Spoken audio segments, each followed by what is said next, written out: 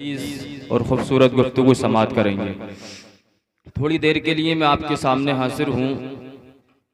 अल्लाह पाक की बारगाह में दुआ है, मौला हम सबको कहने सुनने से ज़्यादा अमल की तौफीक इनायत फरमाए। अल्हम्दुलिल्लाह अल्हम्दुलिल्लाहिल्लज़ी हदाना सवाअत तरीक़ व जअला लना तौफ़ीक़ा खैरा रफ़ीक़ वस्सलातु वस्सलामु अला मन अरसलहू हुदा। अम्मा बअद फ़अऊज़ु बिल्लाहि मिनश शैतानिर रजीम। बिस्मिल्लाहिर रहमानिर रहीम। लक़द कान लकुम फ़ी रसूलिल्लाहि उस्वतुन हसना। आमनतु बिल्लाह सदक़ल्लाहु मौलानल अज़ीम व सदक़ रसूलुहुन नबियुल अमीनुल मकीनुल मुईनुल मुबीनुल करीम व नहनु अला ज़ालिका लमिनश शाहिदीना वश्शाकिरीना वल्हम्दुलिल्लाहि रब्बिल आलमीन। आइए हज़रात, हम सब मिलकर आक़ाए नामदार मदीने के ताजदार, हम गरीबों के गम गुसार अहमद मुजतबा प्यारे मोहम्मद मुस्तफ़ा सल्लल्लाहु ताला अलैहि वसल्लम की मुक़द्दस बारगाह में दिल की अता गहराइयों के साथ दुरूद पाक का नजराना बहैसियत गुलामाना पढ़ने की सादत हासिल कर लें और बुलंद आवाज़ से पढ़ लें। सल्लल्लाहु अला नबियुल अम्मी वालिही सल्लल्लाहु ताला अलैहि वसल्लम। सल्लु अलैहि सलातम व सलामुन अलैका या रसूल अल्लाह सल्लल्लाहु ताला अलैहि वसल्लम। एक बार और बुलंद आवाज़ से दुरूद शरीफ पढ़ लीजिएगा। सल्लल्लाहु अला नबियुल उम्मी वालिही सल्लल्लाहु ताला अलैहि वसल्लम। सल्लु अलैहि सलातम व सलामुन अलैका या रसूल अल्लाह सल्लल्लाहु ताला अलैहि वसल्लम। या रसूल अल्लाह, सरापा गर्दालूदा लिबादा करके बैठे हैं। या रसूल अल्लाह, सरापा गर्दालूदा लिबादा करके बैठे हैं।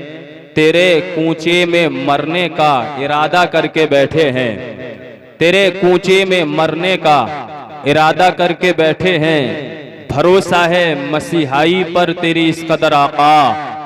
भरोसा है मसीहाई पर तेरी इस कदर आका। हम अपने दर्द को हद से ज्यादा करके बैठे हैं। हम अपने दर्द को हद से ज्यादा करके बैठे हैं। और दुआएं मांग लो तुम भी शहे बगदाद के सदक़े। दुआएं मांग लो तुम भी शहे बगदाद के सदक़े। सुना है आज वो दामन कुशादा करके बैठे हैं। सुना है आज वो दामन कुशादा करके बैठे हैं। माशाअल्लाह, बेहतरीन आपका मजमा है। और क्यों ना हो, इस प्रोग्राम को जो कराया है, रचाया और बसाया है माशाअल्लाह शायर हिंदुस्तान अज़ीज़ मन हाफिज फुरकान रज़ा ने इस प्रोग्राम को सजाया है। दिल की अता गहराइयों से मैं दुआ गो हूँ, मौला हम सबका जमा होना कबूल फरमाए और मौला उनके मकसद में कामयाबी और कामरानी अता फरमाए। रब्बे कदीर अपने पाकीज़ा कलाम कुरान पाक के अंदर इरशाद फरमाता है, मेरा रब लक़द कान लकुम फ़ी रसूलिल्लाहि उस्वतुन हसना। रब फरमाता है बित्तहक़ीक़ मेरे रसूल की जिंदगी में तुम सबके लिए अच्छा नमूना है। रब फरमाता है अगर जरूरत पड़े जिंदगी के किसी भी मौके पर मेरे हबीब की जिंदगी को उठाकर पढ़ लो, मेरे हबीब की सीरत को पढ़ो, एक अच्छा नमूना नजर आएगा। चाहे वो खुशी का मौका हो, गम का मौका हो, नबी की सीरत को उठाकर पढ़िएगा।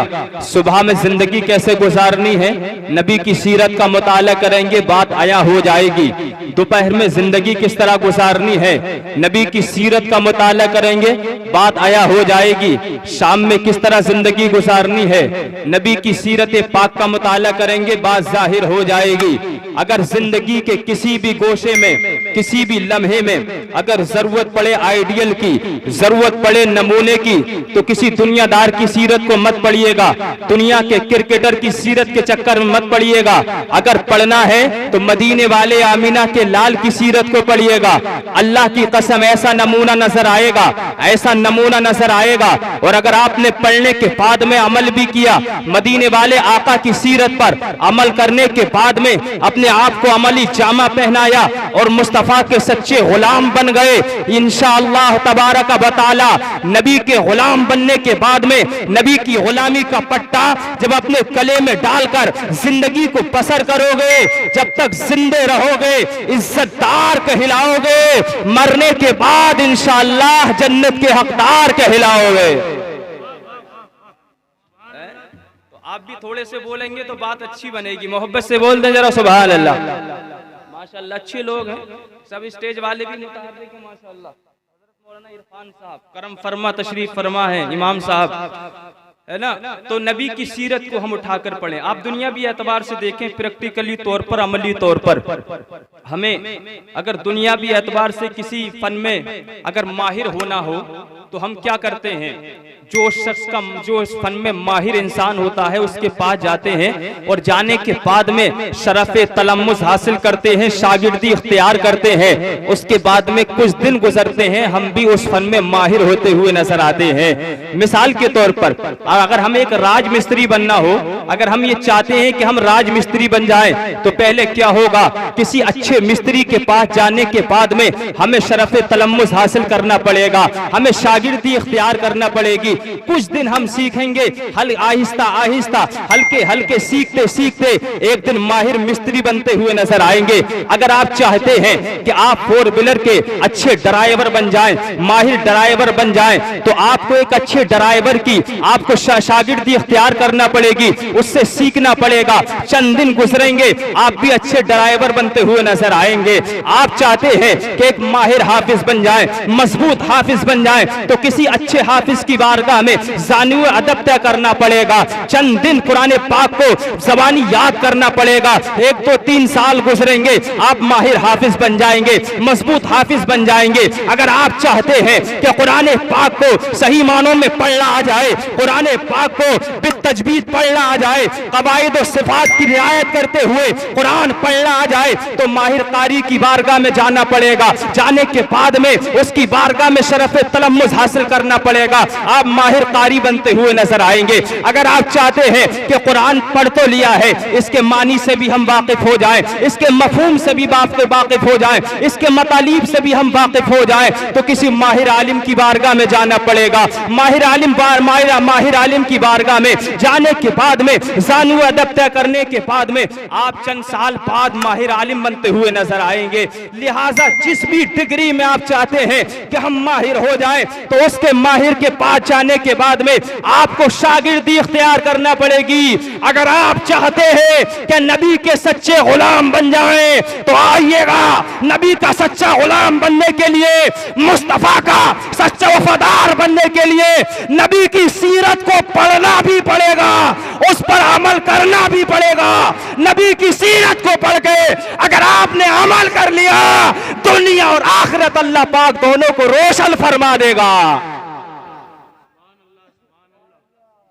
बोल दे जरा, बोल दे मोहब्बत से सुभान अल्लाह। आप देखें हमारी जिंदगी के एतबार पर, अगर आप अपनी जिंदगी का मुहासबा करें, हिसाब लगाएं अपनी जिंदगी का, तो जितनी आसानियां हमारे लिए बचपन में थी, वो आसानियां न 30 साल के बाद रहती है, न 55 में होती है। बचपन में, बल्कि आप ये अंदाजा लगाइए, जब बच्चा माँ के पेट में होता है, माँ के पेट में तकरीबन 9 महीने की मुद्दत तय करता है, कितनी आसान जिंदगी है उसकी माँ के पेट में। उसे फिक्र ही नहीं है मेरे लिए खाना आएगा कहाँ से, पानी का इंतजाम होगा कहाँ से।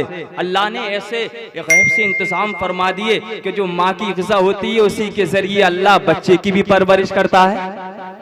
माँ के पेट वाली जिंदगी कितनी 9 महीने है ना, 9 महीने की जिंदगी है माँ के पेट वाली।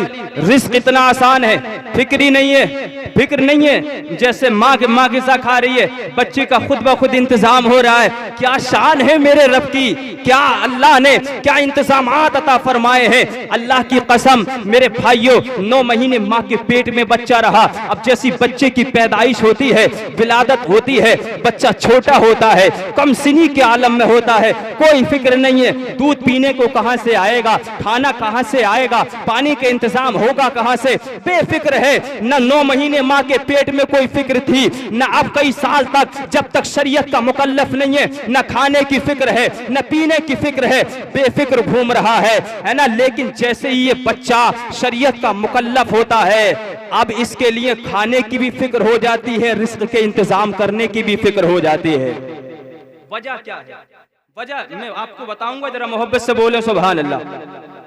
जब तक उसका बचपन था, रिस्क बहुत आसान था, और रिस्क भी आसान था। और एक बात और नोट कीजिएगा, रिस्क भी आसान था और हिफ्ज भी आसान था। रिस्क भी आसान था, हिफ्ज भी आसान था। देख रहे हैं आप, 6-6 साल के बच्चे पूरे कुरान को अपने सीने में महफूज कर लेते, 9-9 साल के बच्चे, 6-6 साल के बच्चे। लेकिन जैसी उम्र बढ़ती है, उम्र होती है 30 साल की, उम्र होती है 40 साल की, अब तो मियां कुरान हिफ्ज करना तो बहुत बड़ी बात है, रब्बना आतिना याद होने को तैयार नहीं है। अगर आप देखने लगे और हिसाब लगाने लगे तो 3% लोग ऐसे हैं जिन्हें सही मानों में दुआए क़ुनूत याद है। न झटके से काम चल रहा है मियाँ, हाल ये है। लेकिन मैं आपको बता दूं, इंसान वही है, जात वही है, जहन वही है, न जहन बदला है न जात बदली है। बचपन में था, रिस्क भी आसान था, लेकिन अब 55 में पहुंच गया, रिस्क मुश्किल। बचपन में था, हिफ्ज आसान था, अब उम्र बढ़ गई, हिफ्ज भी मुश्किल हो गया, रिस्क भी मुश्किल हो गया। पता चला वो जो माँ के पेट वाली जिंदगी 9 महीने की जिंदगी थी, बच्चा गुनाह नहीं करता था, गुनाहों से पाक था, इसलिए हिफ्ज आसान, रिस्क भी आसान। अब जैसी माँ के पेट से पैदा हुआ, कई साल तक वो शरीयत का मुकल्लफ नहीं है, शरीयत ने उसके गुनाहों को कोट नहीं किया, अब वो गुनाहों से पाक है, इसलिए हिफ्ज भी आसान है, रिस्क भी आसान है। पता चला ये खासियत बचपन तक महदूद नहीं है, अगर आप बड़े होकर भी गुनाहों से पाक रहोगे तो हिफ्ज भी आसान होगा, रिस्क भी आसान होगा। बोले मोहब्बत से सुभान अल्लाह। आप कहेंगे मौलाना खाली जोश में बोल रहे हैं, तो हम होश वाली भी टैबलेट रखते हैं, हम मिसाल देंगे इसकी, और करीब की मोहब्बत से जरा बोले सुभान अल्लाह। आप कहेंगे हमें तो दुआए क़ुनूत याद न होती, ये बात ठीक है, अत्तहियात याद न होती है, दुरूद शरीफ याद न होती है, अलहम्दु शरीफ सही मानों में याद नहीं है। लेकिन ऐसी कोई बात तो बताओ जिसकी उम्र बहुत ज्यादा हो गई हो, 55 से क्रॉस कर गई हो और उसे आसानी से याद हो जाती हो, तो बता दें आपको, जरा मोहब्बत से बोले सुभान अल्लाह। मैंने कहा था जब बंदा गुनाहों से पाक होता है, उम्र की कोई बात नहीं है, हिफ्ज भी आसान होता है, रिस्क भी आसान होता है। जब गुनाह करने लगता है, गुनाहों की तरफ राग़िब हो जाता है, तब उसके लिए हिफ्ज भी मुश्किल, रिस्क भी मुश्किल। कितना फायदा है मुस्तफ़ा की सीरत पर अमल करने में, जरा निगाहों के सामने इस बात को रखें और जरा आप सैर करें आलम तसव्वुर में अपने करीब शहर बरेली शरीफ की। शेरो सुखन अदब की हवेली महक गई, अहमद रजा से सारी बरेली महक गई, और नामे रजा में इतनी लताफत है दोस्तों, लिखा जो हाथ पर तो हथेली महक गई। बरेली शरीफ अल्लामा नकी का साहबजादा, जिसे दुनिया इमाम अहले सुन्नत, साहिबे तसानीफे कसीरा, काते नजदियत, फख्र के साथ में इमाम अहमद रज़ा आला हजरत के नाम से जाना करती है। अल्लाह की कसम, जिसने 1000 से ज़ायद किताबें लिखने के बाद में दुनिया सुन्नियत की हिफाजत फरमाई है। आज लोग कहते हैं मियाँ क्यों लगाया जाता है मसलक आला हजरत, कहां से आ गया ये 5वां मसलक? मैं कहता हूं तेरी अक्ल का कच्चापन है, तेरी अक्ल का खानपन है। याद रख, जब तक इस रुए ज़मीन पर एक भी सुन्नी बाकी रहेगा, मसलक आला हजरत का नारा बुलंद रहेगा। माँ ने ऐसा लाल पैदा न किया जो आला हजरत के नारे को रोक सके। इस नारे को बुलंदी देने वाला कोई दुनियादार नहीं है, परवरदिगार है। जोर से बोले जरा, जोर से सुभान अल्लाह। आप मैंने कहा था बचपन में जब बंदा गुनाहों से पाक होता है, मेरी तरफ तवज्जो करें, बैठ जाइए रियाज भाई, माशाल्लाह खैरियत से आप? हाँ माशाल्लाह, ये इम्तियाज भाई के छोटे भाई हैं, बड़ी अच्छी अखलाक के मालिक है, ये भी मोहब्बत से बोलते हैं सुभान अल्लाह। अब जैसी आदमी उम्र उसकी बढ़ती है इंसान की, तो उसके लिए हिफ्ज और रिस्क दोनों मुश्किल हो जाते हैं। अब क्या हो रहा है मालूम है, जब वो 40 को पहुंचा, 50 को पहुंचा, वालेकुम सलाम, तो अब वो कमा भी रहा है, रात दिन में भी कमा रहा है, रात में भी कमा रहा है ना, इतनी गर्दिश कर रहा है पूरी दुनिया में, यहाँ भी कमा रहा है और नेपाल तक जा रहा है कमाने के लिए, लेकिन खर्चे पूरे नहीं हो रहे, परेशान है हर आदमी परेशान है। इरफान साहब, हर आदमी इल्ला माशाअल्लाह, हर आदमी परेशान है किसी न किसी वजह से, यहाँ से लेकिन नेपाल तक जा रहा है तो खर्चे पूरे ना हो रहे, रिस्क में तंगी है। लेकिन बचपन में था तो इन्हीं गली कूचों में खेलता था और रिस्क फौरन आ जाता था, रिस्क आ जाता था। रिस्क कितना आसान था मालूम है, माँ थी, एक अम्मा थी, एक अब्बा थे, उनके लिए फिक्र ये थी कि हमारे मुंह में लुकमा ना जाए तो कोई फिक्र नहीं है, हमें जाम ना मिले तो कोई फिक्र नहीं है, हमें कुछ खाने को ना मिले कोई फिक्र नहीं है, मगर एक वक्त भी मेरा लाल भूखा ना रह जाए, मेरे बेटे को भूख ना सता दे, मेरे बेटे को प्यास ना सता दे। अल्लाह की कसम, माँ को फिक्र है, बाप को फिक्र है, बच्चा बचपन में सिर्फ खेल रहा है, रिस्क आ रहा है, आसानी के साथ में रिस्क उसके पास पहुंच रहा है। लेकिन मेरे भाई, अगर यही मिशन बड़े होने के बाद भी हो जाए, उम्र बढ़ने के बाद भी हो जाए, यही मिशन हो जाए कि बंदा गुनाहों से पाक है, बंदा शरीयत मुस्तफा पर अमल करता है, नबी की सीरत पर अमल करता है, तो रिस्क भी आसान होता है और हिफ्ज भी आसान होता है।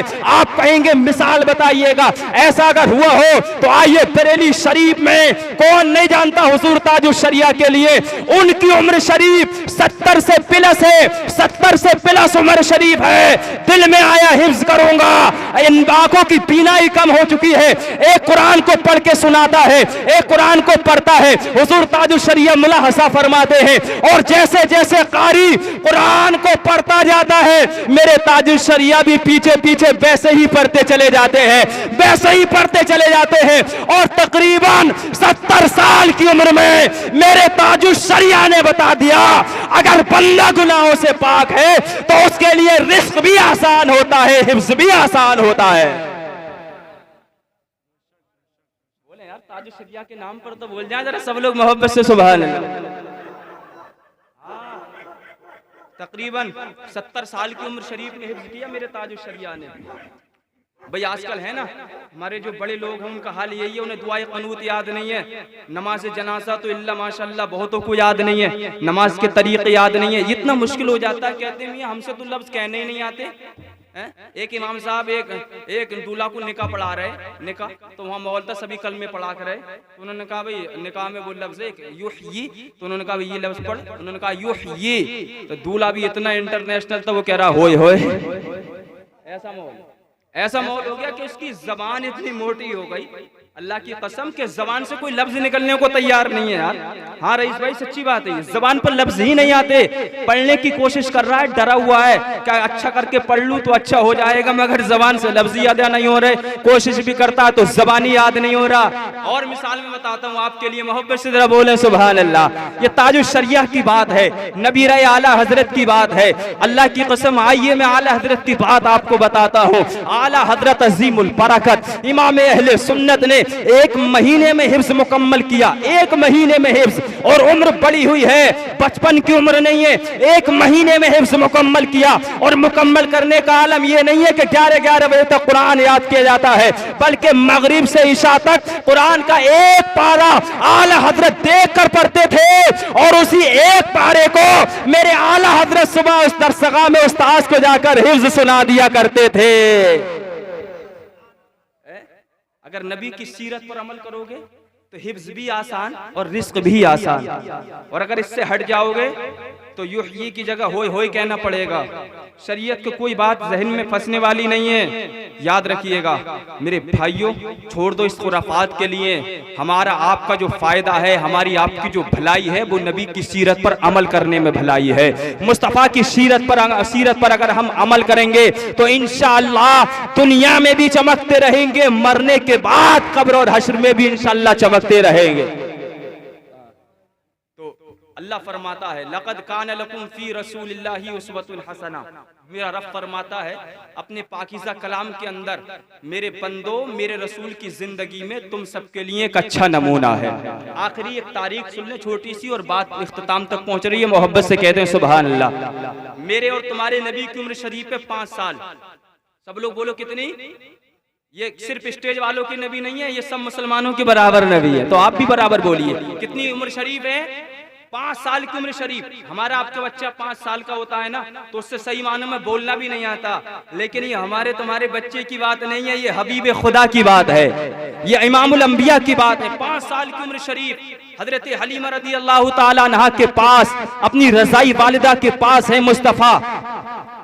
शक्के सद्र हुआ, अजीब व गरीब वाक़या जब पेश आने लगे, हजरत हलीमा ने सोचा अब्दुल मुत्तलिब की अमानत को उनके पास पहुंचा कर आती हूँ। ऐसा ना हो कोई अजीब व गरीब वाक़या पेश आ जाए तो मैं अब्दुल मुत्तलिब को क्या मुंह दिखाऊंगी। ये सोचकर हजरत हलीमा मेरे और तुम्हारे नबी को लेकर जब मक्के की जानिब चलती है, एक बयाबान जंगल में आती है। क्या देखती है? कुआं है, कुएं बयाबान जंगल है। कुएं के पास में खड़ी हुई एक बेचारी औरत है, बड़ी चीखें मार मार कर रो रही है, मार मार कर रो रही है। हजरत हलीमा रज़ी अल्लाह ताला अन्हा उस औरत के पास तशरीफ ले जाती हैं, इरशाद फरमाती हैं, ऐ खातून ये बता तेरे रोने का सबब क्या है, तेरे रोने की वजह क्या है? यहाँ कोई तुझे सताने वाला भी नजर नहीं आता, तू दहाड़े मार मार कर रो रही है। अल्लाह अकबर। हजरत हलीमा ने जब इतना कहा, वो औरत अर्ज करती है, ऐ मोहम्मद बिन अब्दुल्लाह की रज़ाई वालिदा हलीमा सुनो, मेरा एक इकलौता बेटा था, मेरी जिंदगी का सहारा था, एक ही बेटा था मेरे पास में